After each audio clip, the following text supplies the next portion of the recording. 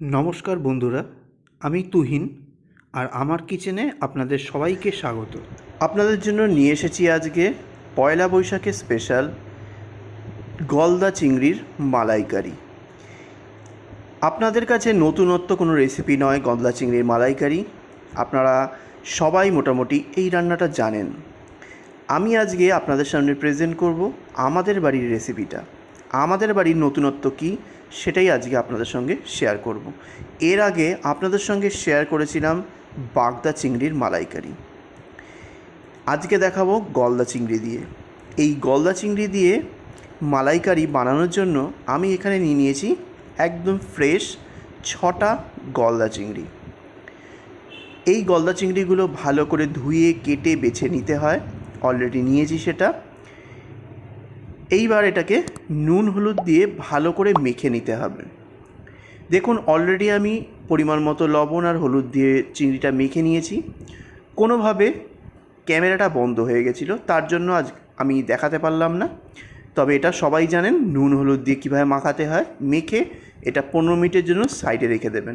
Marination যত ভালো হবে, মশলা তত ভালো ঢুকবে এই চিংড়ির মধ্যে, খেতে তত টেস্ট হবে। তাই আগে মেখে ম্যারিনেশন করে রেখে দেবেন, বাকি কাজগুলো তারপরে হবে।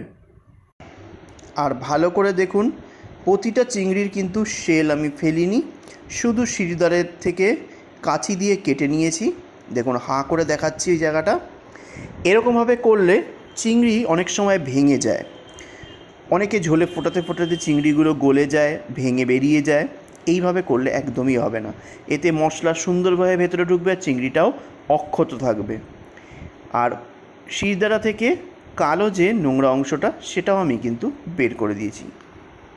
এইবার আমাদের বাড়ির এই মালাইকারি বানানোর জন্য আমি নিয়েছি 2টো আলু। অন্য কোনো আলু নয়, এটা শুধুমাত্র নিতে হবে চন্দ্রমুখী আলু। চন্দ্রমুখী আলু দিয়ে আমাদের বাড়িতে চিংড়ি মালাইকারি তৈরি হয় বরাবর। আমার ঠাকুমা, বড় ঠাকুমা এবং আমার মা বরাবরই এইভাবে বানিয়ে খেয়ে থাকেন। এইভাবে একবার বানানোর অনুরোধ রইল। দেখুন আলুটাকে এবার আমি প্রথমে কেটে নেব আর পেঁয়াজটাকে সাইডে রেখে দেবো। বেশি বড় আলু হলে অন্যভাবে কাটতে হবে, এটা মিডিয়াম সাইজের আলু, তাই এইভাবে রিং রিং করে কেটে নিচ্ছি। দেখুন কিভাবে কাটছি, আর একটু মোটা মোটা করে কাটতে হবে যাতে ঝোলে দিলে গলে না যায়। চন্দ্রমুখী আলু কিন্তু খুব তাড়াতাড়ি গলে যায়। দেখুন এইভাবে কিন্তু রিং রিং করে কেটে নিতে হবে মোটা মোটা করে। আর নিয়েছি একটা পেঁয়াজ, বড় সাইজের পেঁয়াজ। এটাকে আমি ছোট ছোট করে টুকরো করে নেব যাতে পেস্ট করতে সুবিধা হয়। আলু আর পেঁয়াজটা কাটা আমার কমপ্লিট। এবার এটাকে সাইডে রাখবো। নিয়ে নেব 2টো মিডিয়াম সাইজের টমেটো। এটাকেও পেঁয়াজের মতো করে টুকরো করে নেব, ডুমো ডুমো করে। টমেটোটা কাটা হয়ে গেলে এইবার একটা মিক্সার গ্রাইন্ডার নিয়ে নেব। প্রথমে দিয়ে দেবো টুকরো করে কেটে নেওয়া পেঁয়াজ, দিয়ে দেবো 4টে কাঁচা লঙ্কা, মারাত্মক ঝাল এই লঙ্কাগুলোতে। এবার দিয়ে দেবো টমেটোর টুকরোগুলো, আর দিয়ে দেবো 4টে বড় কোয়া রসুন, ছোটো কোয়া হলে বাড়িয়ে দেবেন। এইবার এটাকে মিহি করে পেস্ট করে নেব। যেহেতু টমেটো পেঁয়াজ আছে জলের প্রয়োজন নেই, আর যদি জল লাগে তাহলে খুব অল্প করে দিয়ে পেস্ট করবেন। দেখুন মশলাটা পেস্ট করা হয়ে গেছে। এইবার এটাকে আমি সাইডে রেখে দেবো। নেক্সট স্টেপের কাজ হলো একটা বাটি নিয়ে নেব, আর নিয়ে নেব নারকেল। এই নারকেলের দুধ ছাড়া মালাইকারি অসম্পূর্ণ। এইবার এই নারকেলটাকে আমি প্রথমে ফাটিয়ে নেব। একটা দিস্তা নিয়েছি, নিয়ে এটাকে ফাটিয়ে নেব। আর জলটা বাটির মধ্যে নিয়ে নেব। এই জলটা কিন্তু আমাদের বাড়িতে ফেলে দেওয়া হয় না, এই জলটা কিন্তু ইউজ হয় মালাইকারিতে। নারকেলটাকে এইবার আমি কুড়িয়ে নেব, পুরো নারকেলটাই কিন্তু এখানে প্রয়োজন। আর জলটাকে মানে নারকেলের জলটাকে সাইডে রেখে দিতে হবে, পরে ইউজটা কিভাবে হবে সেটা দেখিয়ে দিচ্ছি। দেখুন আমি নারকেলের 2টো মালাতেই আমি কুড়িয়ে নিয়েছি। আর এইবার এটাকে মিক্সার গ্রাইন্ডারের মধ্যে দিয়ে দিতে হবে। আর নারকেলের মালার শেষ অংশটা কখনোই দেবেন না, কালো অংশটা যদি এর মধ্যে চলে আসে কারণ গ্রেভির কালার কিন্তু চেঞ্জ হয়ে যাবে, তাই কখনোই দেবেন না, ওটা অন্য রান্নায় ইউজ করবেন। এইবার যতটুকু চিংড়িতে গ্রেভিতে ইউজ হবে ততটুকুই এখানে জলের ব্যবহার করব। এখানে আমি 2 কাপ দিয়েছি, মানে 1 কাপ মানে 250 ml, 2 কাপ মানে 500 ml। 500 ml দিয়ে এটাকে ভালো করে পেস্ট করে নিতে হবে। এইবার একটা বড় সাইজের বাটি নিয়ে নিয়েছি নারকেলের দুলটা ছেঁকে নেওয়ার জন্য, আর একটা ছাঁকনি নিয়ে নেব। ছাঁকনিটার মধ্যে এই পেস্ট করা অংশটা দিয়ে দেবো, দিয়ে চেপে চেপে এই নারকেলের দুধটা বের করে নিতে হবে। দেখুন চেপে চেপে নারকেলের দুধটা বের করে নিয়েছি। আবারও এটাকে সেকেন্ড টাইম পেস্ট করে নিতে হবে সামান্য কিছু জল দিয়ে। আবারও আমি এটাকে পেস্ট করে নিয়েছি এবং আবার এই ছাঁকনির মধ্যে দিয়েছি, দিয়ে চেপে চেপে ফাইনাল নির্যাসটা বের করতে হবে, মানে নারকেলের দুধটা। আর এই যে নারকেলের শেষ অংশটা রয়েছে, এটা দিয়ে আপনারা কিন্তু যে কোনো রেসিপি বানাতে পারেন বেটে। অন্যান্য কোনো চিংড়ির রেসিপি বা কোনো কিছু বড়ার রেসিপি বানাতেই পারেন। আমাদের বাড়িতে কিন্তু এটা ফেলানো হয় না। এবার নারকেলের দুধটা সংগ্রহ করা হয়ে গেছে। নারকেল দুধের বাটিটা সাইডে রেখে এইবার একটা মাটির কড়াই নিয়ে নিয়েছি, বা মাটির হাঁড়ি যেটাই বলুন। এতে রান্না করলে অপূর্ব টেস্ট হয়। আপনাদের বাড়িতে মাটির হাঁড়ি না থাকলে কোনো সমস্যা নেই, নর্মাল কড়াইতেই রান্না করতে পারেন। মাটির হাঁড়িটাকে ভালো করে গরম করে নিয়েছি। দিয়ে দেবো এবারে পরিমাণ মতো সর্ষের তেল। তেলটাকে হাই ফ্লেমে ভালো করে গরম করে নিতে হবে। যখন দেখবেন তেলটা ভালো করে গরম হয়ে গেছে, ধোঁয়া উঠছে, তখন এক এক করে চিংড়িগুলো এর মধ্যে দিয়ে দিতে হবে।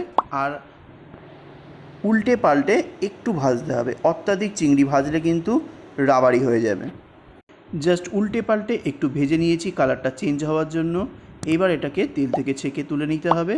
দিয়ে দিতে হবে সেকেন্ড ব্যাচের চিংড়ি মাছগুলো। সেকেন্ড ব্যাচের চিংড়িগুলো ভাজা হয়ে গেছে, এবার তুলে নেব। এইবার এই তেলের মধ্যে ভেজে নিতে হবে আলুর টুকরোগুলো। এর মধ্যে লবণ আর হলুদ কিন্তু আমি আর দেবো না, কারণ চিংড়ি থেকে লবণ আর হলুদ এই তেলের মধ্যে মিশে গেছে।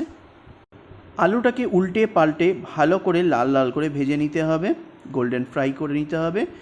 যখন দেখবেন আলুটা সুন্দরভাবে দুটো পিঠ ভাজা হয়ে গেছে, তখন ছাঁকনি দিয়ে ছেঁকে বা হাতা দিয়ে ছেঁকে তুলে নিতে হবে।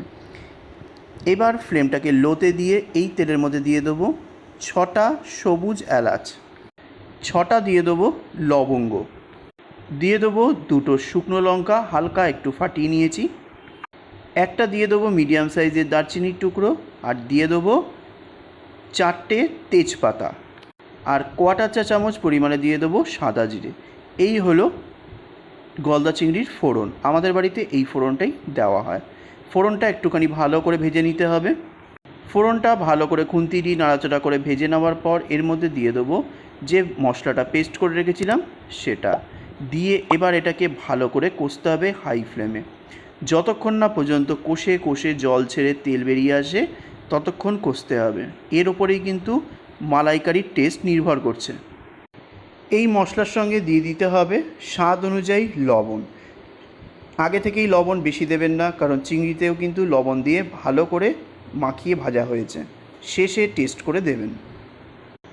এবার দিয়ে দেবো 1 চামচ জিরের গুঁড়ো, দিয়ে দেবো 1/2 চামচ কাশ্মীরি রেড চিলি পাউডার, দিয়ে দেবো 1/2 চামচ হলুদ গুঁড়ো। ভালো করে মিক্স করে নিয়ে দিয়ে দেবো 1 চামচ ধনের গুঁড়ো, দিয়ে এইবার ভালো করে মিক্স করে ভেজে নিতে হবে। এবার দিয়ে দেবো 1/2 চামচ চিনির গুঁড়ো, মিষ্টত্বটা একটু বাড়ানোর জন্য, কারণ মালাইকারি কিন্তু একটু হালকা মিষ্টি টাচ থাকে। এইবার এই মুহূর্তে দিয়ে দিতে হবে ডাবের জলটা। একটা ছাঁকনি নিয়ে নেবেন, তার মধ্যে ডাবের জলটা ছেঁকে দিয়ে দিতে হবে, কারণ ওর মধ্যে ফাটানোর সময় অনেক নোংরা পড়ে থাকে। এইবার মনের সুখে ভালোভাবে কষুন যতক্ষণ না মশলা শুকিয়ে তেল বেরিয়ে আসছে। ভালো করে 15 থেকে 20 মিনিট ধরে মশলাটাকে কষে নিয়েছি, ভেজে নিয়েছি। দেখুন মণ্ড তৈরি হয়ে গেছে মশলার, একদমই কিন্তু জল নেই। এই মুহূর্তে ঢেলে দিতে হবে নারকেলের দুধটা। ভালো করে এবার মিক্স করে দিতে হবে খুন্তির সাহায্যে। দিয়ে দেবো এবার স্বাদ অনুযায়ী লবণ ঝোলের জন্য। এইবার ভালো করে মিক্স করে দিয়ে হাই ফ্লেমে এটাকে ফুটতে দিতে হবে গ্রেভিটাকে। যখন দেখবেন ঝোলে বলক চলে এসছে, তখন এর মধ্যে দিয়ে দেবো ভেজে রাখা আলুর টুকরোগুলো। তারপরে দিয়ে দেবো ভেজে রাখা চিংড়িগুলো দিয়ে ঝোলের সঙ্গে ভালো করে মিক্স করে দিতে হবে। চিংড়িটা দিয়ে ঝোলের মধ্যে ভালো করে মিক্স করে দিয়ে 4টে হালকা চেরা কাঁচা লঙ্কা দিয়ে দেবো ওপর থেকে, দিয়ে ফ্লেমটা হাইতে রেখেই ঢাকা দিয়ে 10 মিনিট এবার ফুটিয়ে নেবো, যাতে আলুটাও সুসিদ্ধ হয়, প্লাস চিংড়ির ভেতরেও মশলাগুলো সুন্দরভাবে ঢুকে যায়। ঠিক 10 মিনিট পর আমি ঢাকনাটা খুলে নিলাম। এবার আলুটা চেক করে নেবো। ছুরি দিয়ে আলুর মাঝ বরাবর একটু গেঁথে দিলেই বুঝতে পারবেন আলু সুসিদ্ধ হয়েছে কি না। হ্যাঁ, আলু একদম সুসিদ্ধ হয়ে গেছে আর খুব সুন্দর একটা গন্ধ বেরোচ্ছে এই গ্রেভি থেকে। এইবার শেষে দিয়ে দিতে হবে 1/4 চা চামচ পরিমাণে গরম মশলা আর দিয়ে দেবো 1 চামচ গাওয়া ঘি। ঘি আর গরম মশলা ভালো করে মিক্স করে নিলেই রেডি হয়ে গেল দুর্দান্ত স্বাদের চিংড়ি মালাইকারি। আপনারা এর ওপর থেকে ফ্রেশ ক্রিম দিতে পারেন, তবে সাবেকি পদ্ধতিতে আমাদের পুরনো দিনের রান্নাতে আমাদের বাড়িতে বিশেষত কখনোই কিন্তু ফ্রেশ ক্রিম দেওয়া হতো না। রেডি হয়ে গেল দারুণ স্বাদের গলদা চিংড়ির মালাইকারি বা প্রন মালাইকারি। একবার বানিয়ে এইভাবে খেয়ে দেখুন, দারুণ লাগবে।